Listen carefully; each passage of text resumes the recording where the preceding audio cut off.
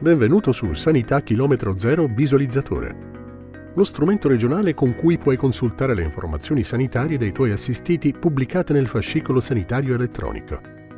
Puoi accedere al visualizzatore direttamente dall'applicativo aziendale. Lo strumento è organizzato in 4 sezioni principali.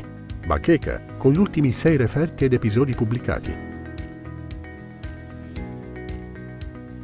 Referti, dedicata ai referti di laboratorio, anatomia patologica e radiologia. Episodi, con le lettere di dimissione ospedaliera e i verbali di pronto soccorso.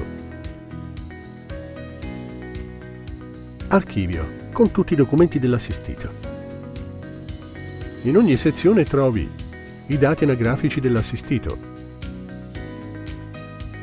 le esenzioni e le informazioni sul suo medico di medicina generale. Utilizza i filtri per trovare uno o più documenti specifici. Puoi impostare diversi parametri nei rispettivi campi, ad esempio la tipologia. Inoltre, con le scorciatoie puoi accedere velocemente a una precisa tipologia documentale.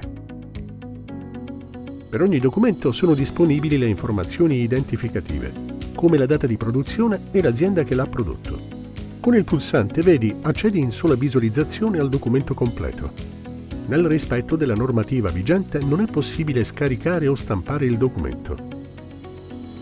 Le etichette assegnate ai documenti evidenziano quali sono integrativi rispetto agli originali e quali sono i sostitutivi che annullano la validità di quelli precedenti.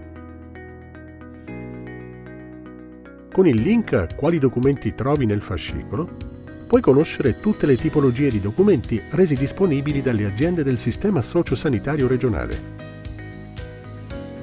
Ricorda, con il visualizzatore potrai vedere esclusivamente i documenti con livello di confidenzialità N degli assistiti che hanno rilasciato il consenso alla consultazione.